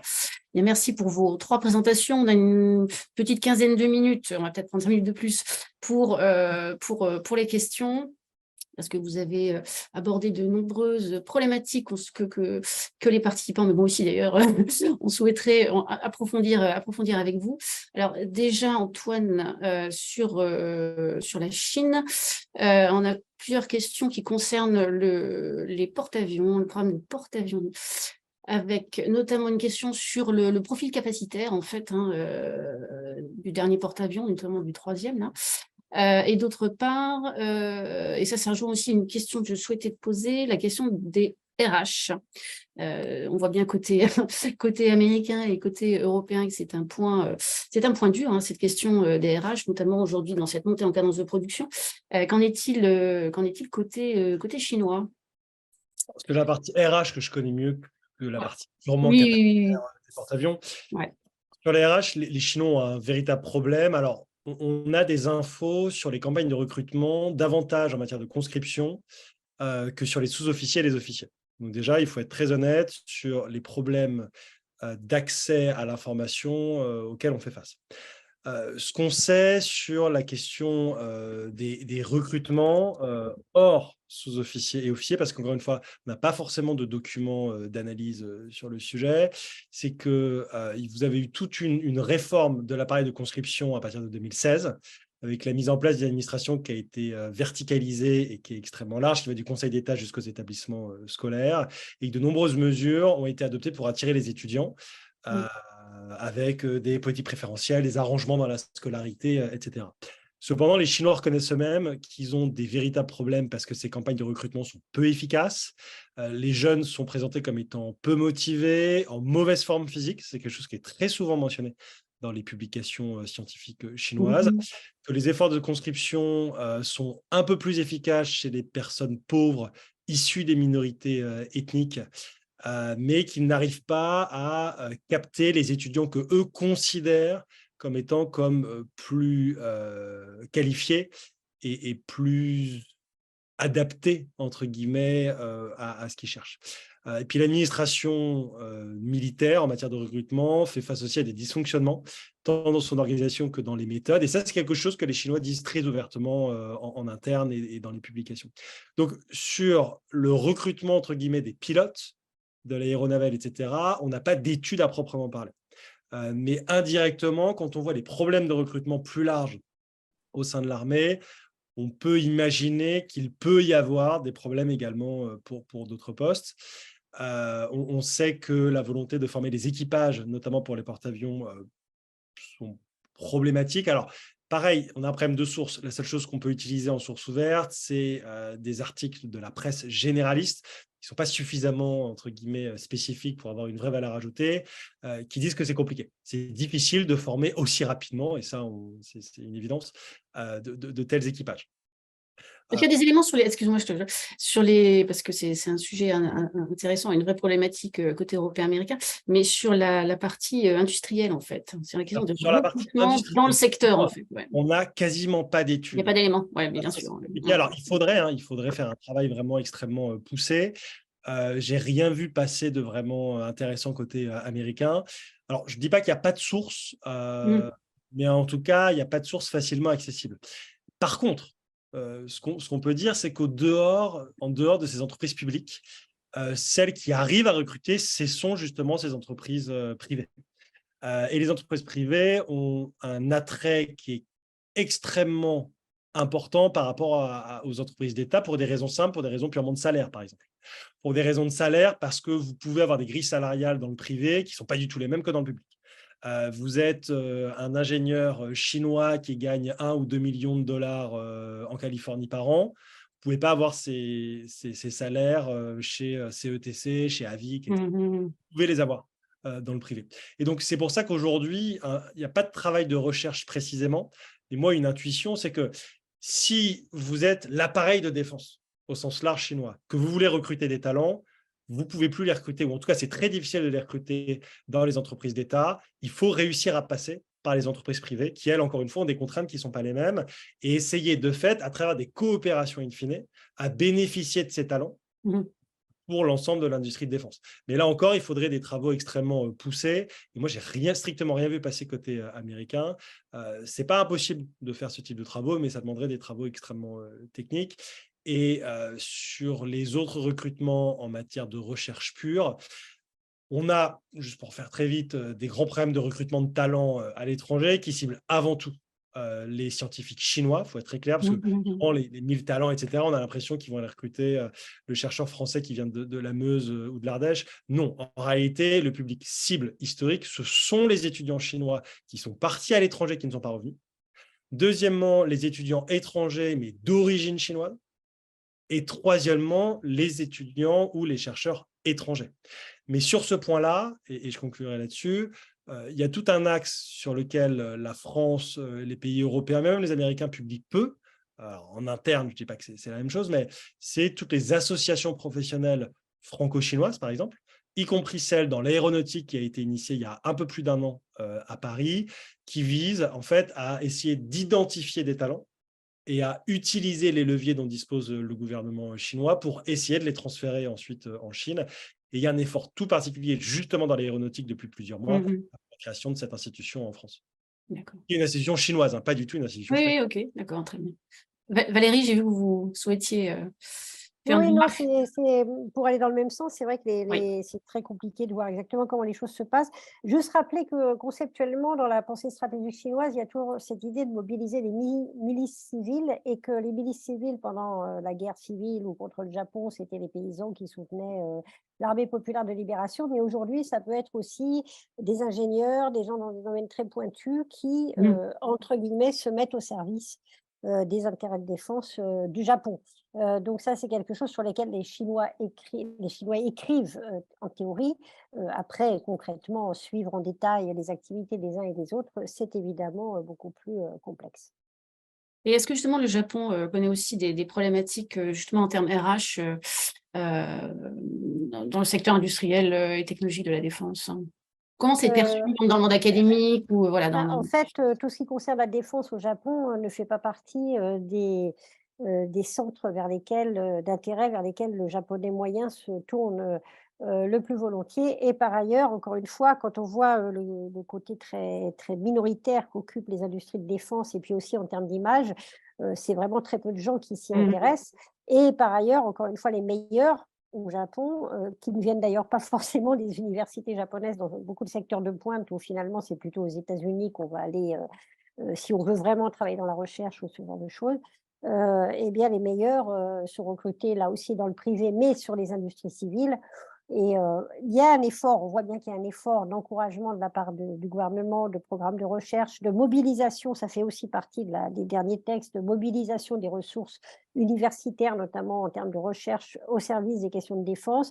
Mais il y a une très grande résistance aussi de la part des universitaires japonais qui, en dehors d'une minorité qui s'intéresse aux questions stratégiques, sont plutôt réticents à mettre le doigt dans tout ce qui pourrait s'apparenter à travailler pour la défense au Japon. D'accord. Une autre question, enfin même plusieurs. Antoine, sur la question, alors on a bien compris qu'effectivement, on avait aujourd'hui une BITD chinoise robuste, avec des capacités et des compétences sur l'ensemble des secteurs, mais demeurer des dépendances technologiques vis-à-vis de l'étranger. Déjà, ça, c'est le premier élément d'interrogation. Quid aussi du niveau d'importation, notamment de systèmes russes. Et j'ajouterais, du coup, quel impact de la guerre en Ukraine, du coup, dans la relation armement Chine-Russie? Alors, sur la question des dépendances technologiques, c'est encore une fois un point qui est très régulièrement mis en avant par les autorités politiques chinoises.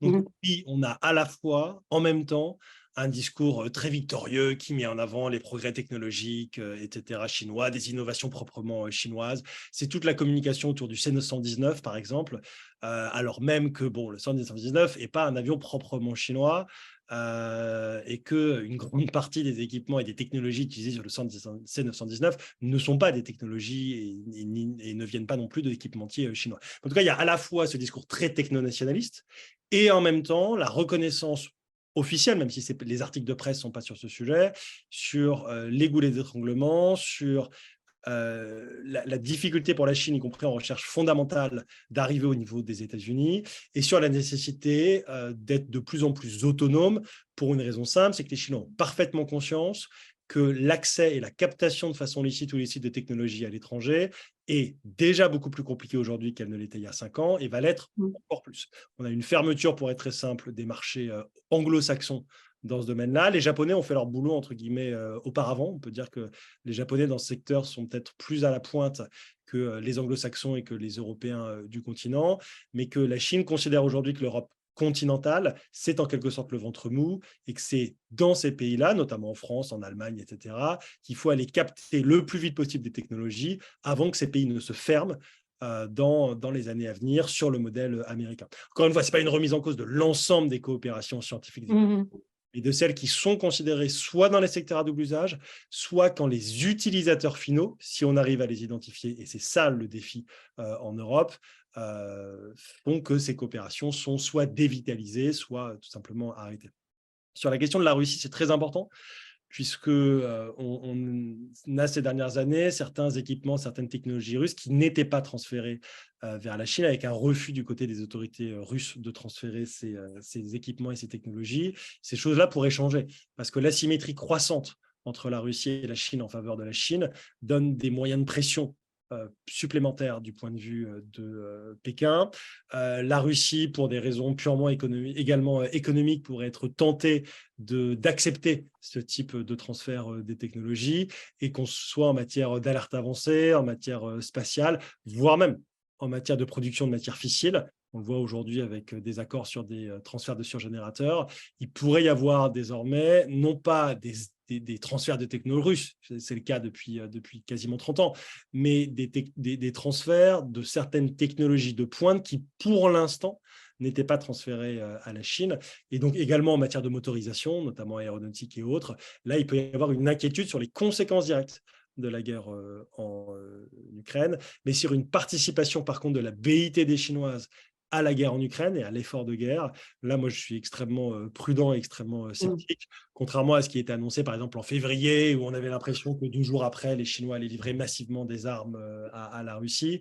Il y a plein de raisons qui font que la Chine n'a pas forcément intérêt à très court terme à livrer des armes à la Russie qui seraient utilisées sur le champ de bataille. Alors après, on peut toujours discuter de si la livraison de 1000 fusils et de quelques véhicules blindés correspond à un soutien explicite et direct à l'effort de guerre. Il y a un vrai soutien politique, économique, diplomatique de la Chine, mais pour l'instant, sur le plan purement capacitaire, il est difficile de parler d'un soutien massif de la Chine à l'effort de guerre précisément de la Russie en Ukraine. D'autres questions qui portent sur le Japon et notamment sur les aspects de coopération, on l'a bien compris, qui sont un point majeur, ce développement, cette diversification aussi des partenariats, et on le voit bien dans le domaine des capacités aériennes, avec le Japon qui a rejoint le programme CGAP avec le Royaume-Uni et l'Italie. Alors Valérie, peut-être un éclairage ou un approfondissement sur en quoi le Royaume-Uni est un partenaire dire, historique et privilégié pour le Japon, en quoi, de manière générale, cette ouverture à d'autres partenaires, notamment européens, est importante pour le Japon. Et dans ce cadre, quid justement de l'état de la coopération, des perspectives de la coopération bilatérale Japon-France? Alors déjà, sur l'ouverture à d'autres partenaires, il faut bien savoir qu'au-delà des réalisations concrètes, il y a la volonté du Japon, encore une fois. Peut-être la priorité essentielle, c'est d'engager le maximum de partenaires aux côtés du Japon. Il faut bien voir que c'est très vu comme ça, plus qu'un Japon qui se tournerait véritablement vers un soutien, enfin, ça reste toujours assez asymétrique. Donc le Japon D'accord. se tourne vers les partenaires qui sont les plus proches des États-Unis, donc le Royaume-Uni en Europe, d'une manière très, très évidente. Alors en termes d'échanges, notamment avec la France en ce qui concerne les échanges en matière de défense, déjà il y a les dialogues 2+2 qui ont lieu régulièrement. Bon, le dernier a eu lieu en visio, enfin, de manière plus ou moins régulière, mais enfin, qui ont lieu tout de même, où on parle de coopération en matière de défense, notamment dans tout le domaine de tout ce qui est maritime awareness, en fait, de, comment on dit ça, voilà, enfin, de tout ce qui concerne les questions maritimes qui sont importantes. Et dans ce cadre-là, le Japon reconnaît notamment la présence française dans le Pacifique, qui lui semble un élément important.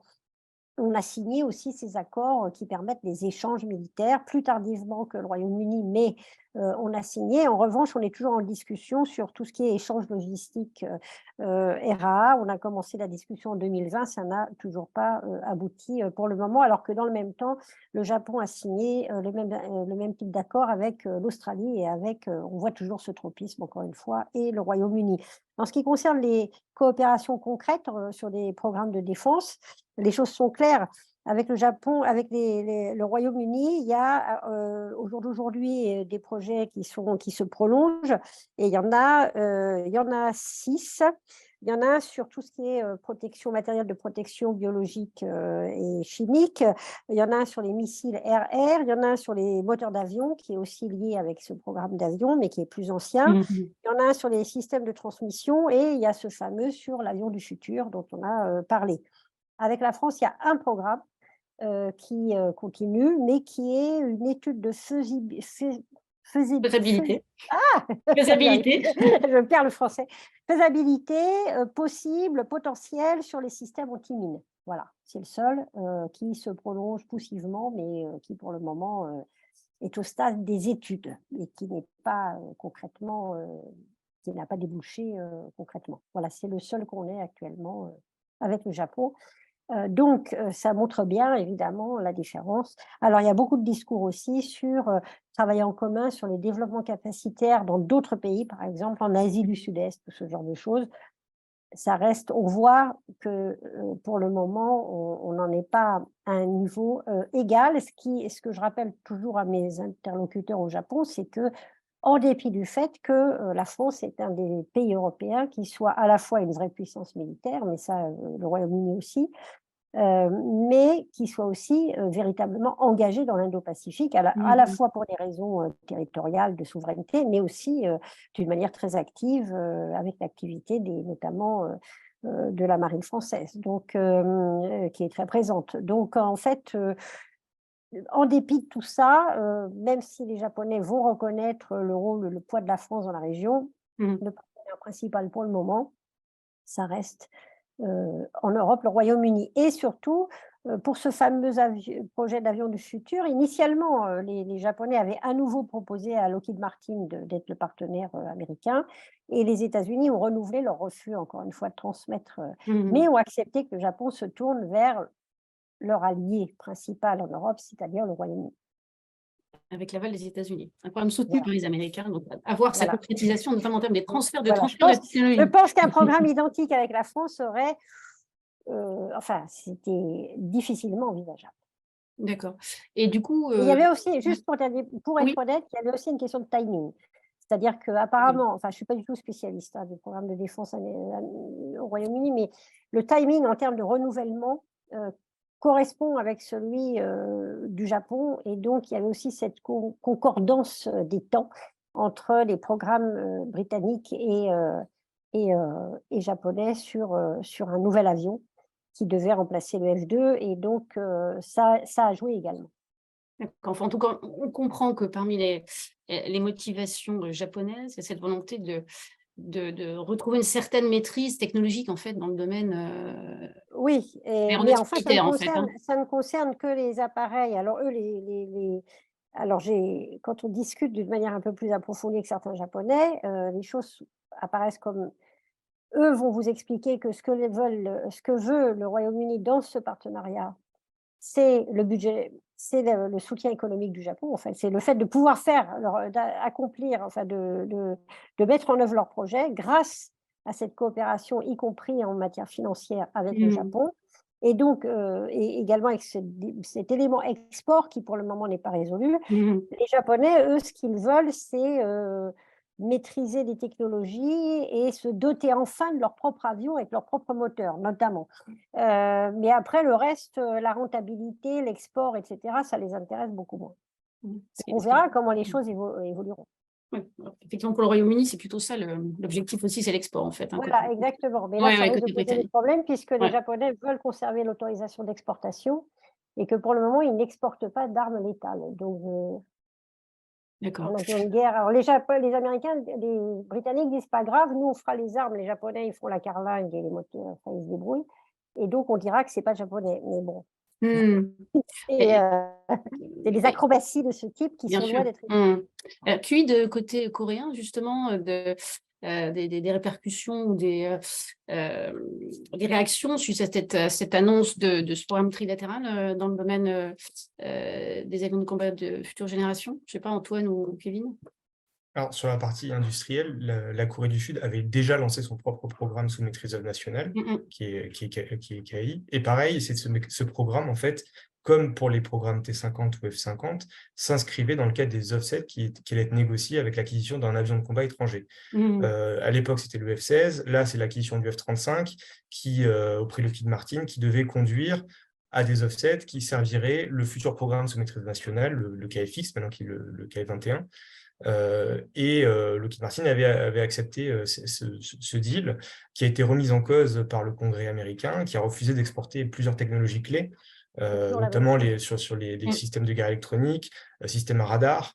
Donc, le moteur reste américain, une partie du fuselage ou de la conception du design est d'origine américaine, mais la Corée du Sud a dû trouver d'autres partenaires. Et la Corée du Sud, dès le lancement de ce programme, a cherché à internationaliser son programme à la recherche, d'une part, de financement étranger et d'autre part aussi de prospects export. Et s'est tourné, en fait, dès l'origine vers l'Indonésie. L'Indonésie participe au programme à hauteur de 20%, enfin finance à hauteur de 20% le programme et le coût de développement du programme, et deviendra aussi le premier client, en tout cas export du K-21. Sauf que l'Indonésie est un partenaire financier un petit peu compliqué, et aujourd'hui, il y a un retard de paiement encore, on va dire, malgré les nouveaux étalonnages et les nouveaux échelonnages des paiements. Donc, c'est un petit peu dans ce contexte-là que c'est. En revanche, sur le développement du programme japonais, je ne sais pas si ça a eu un impact, puisqu'en fait, vraiment, le programme coréen était antécédent au programme japonais. Je ne sais pas si Antoine, tu as une remarque sur ce sujet, et je poserai une question aussi supplémentaire, un petit peu comme sur le Japon, quid de la coopération bilatérale France-Corée du Sud? Non, juste sur les marchés d'exportation coréens, je pense que pour eux, l'Asie du Sud-Est est un marché extrêmement important. Et donc, il y a un investissement coréen dans tous les domaines vis-à-vis de l'Asie du Sud-Est depuis maintenant plusieurs années, mais qui s'accélère considérablement. Alors, je pense que c'est public, mais le président sud-coréen sera en visite d'État au Vietnam en fin de semaine prochaine, ou en milieu de semaine prochaine. Et pour eux, le marché de l'Asie du Sud-Est, c'est vraiment un très gros marché, extrêmement intéressant. Et ça, pour les Français, ça peut être aussi potentiellement problématique. L'autre point sur la coopération bilatérale franco-coréenne en matière d'industrie de défense, très honnêtement, il n'y a pas grand-chose. Jusqu'à présent, il y a longtemps eu pas beaucoup d'interactions entre la France et la Corée à l'époque où on aurait pu être partenaire, et étant donné que la Corée du Sud est maintenant de plus en plus perçue comme une concurrente, je pense que c'est compliqué d'imaginer des grands programmes communs franco-coréens, avec le potentiel avec le Japon, malgré toutes les limites que Valérie a évidemment présentées, peut apparaître avec certaines niches sur l'antimine, etc., enfin sur les navires de déminage et autres, avec un peu plus de potentiel qu'entre la France et la Corée, où pour l'instant, il y a peu de choses. Il y a, mis à part la participation de beaucoup d'entreprises françaises à des programmes coréens de défense dans le cadre de recherche de marché export, qui permet aussi, d'une part, à ces entreprises européennes et françaises notamment, d'être en capacité de réexport suite à l'exportation de programmes coréens. Donc, il y a quand même un intérêt qui peut être pour les grands équipementiers ou les grands systèmes intégrateurs. Mais c'est vrai qu'aujourd'hui, le développement de la stratégie coréenne et l'ambition coréenne en la matière, qui ne faiblit pas, au contraire, qui va s'accélérer, étant donné que le président Yoon a déclaré en 2022 qu'il voulait que la Corée du Sud intègre le top 5 des principaux exportateurs d'armement. Effectivement, nous fait penser quand même que la Corée du Sud devient de plus en plus un acteur concurrent sur les marchés export français qu'un acteur partenaire sur les marchés export. D'un point de vue politique coréen, c'est en fait développer l'industrie de défense, c'est vraiment à l'intersection de tous les objectifs. Maintenir une industrie et la faire monter en gamme. Deuxièmement, valoriser le high-tech coréen autant que possible. Troisièmement, avoir des marges de manœuvre par rapport aux Américains. Quatrièmement, utiliser les exportations comme un levier de la politique étrangère coréenne. Donc, en fait, ça coche toutes les cases. Et donc, c'est véritablement un vrai objectif. Ils s'en sont donné les moyens et c'est à peu près de s'arrêter. D'accord. Écoutez, je vous propose de mettre un terme à cette webconférence qui mériterait bien sûr bien plus de développement. On est déjà un tout petit peu en retard sur l'horaire. Merci en tout cas à l'ensemble des participants et merci à vous pour vos éclairages, éclairages que vous pourrez d'ailleurs réécouter dans le cadre du replay mis en place d'ici quelques jours sur le site de la Fondation. Donc si vous souhaitez approfondir, eh bien rendez-vous sur le site de la FRS. Vous pourrez donc y télécharger les dernières publications d'Antoine, Valérie et Kevin, mais aussi voir les différents replays. Je vous incite également à vous inscrire à la conférence pilotée par Antoine dans le cadre de son observatoire Indo-Pacifique, donc sur le multilatéralisme qui va se tenir le 16 juin de 9h à 18h à l'INALCO. Il sera retransmis aussi en direct. Et également, demain jeudi, sera mis en ligne la dernière revue Défense Industrie avec, entre autres, un article de Valérie Niquet, donc qui va revenir sur l'ambition du Japon, en tout cas cette ambition affichée dans le domaine des capacités aériennes. Et vous y trouverez aussi un article de Gilles Boquera sur la BITD indienne. On n'a pas eu l'occasion, dans le cadre de cette matinée, d'aborder l'Inde, mais en tout cas, ça permettra, par ces articles, de compléter les propos tenus ce matin. Donc, merci encore à nos trois intervenants. Merci à toutes et merci à tous et à bientôt. Et pour ceux que ça intéresse aussi, une petite note qu'on vient de publier à la FRS sur les drones utilisés par la Chine à la frontière sino-indienne. C'est intéressant non pas pour la BITD au sens large, mais sur l'émergence justement de ces PME, de ces startups chinoises qui sont extrêmement utiles pour les forces armées chinoises. Donc beaucoup de publications pour approfondir ces différents points. Merci à vous. Au revoir.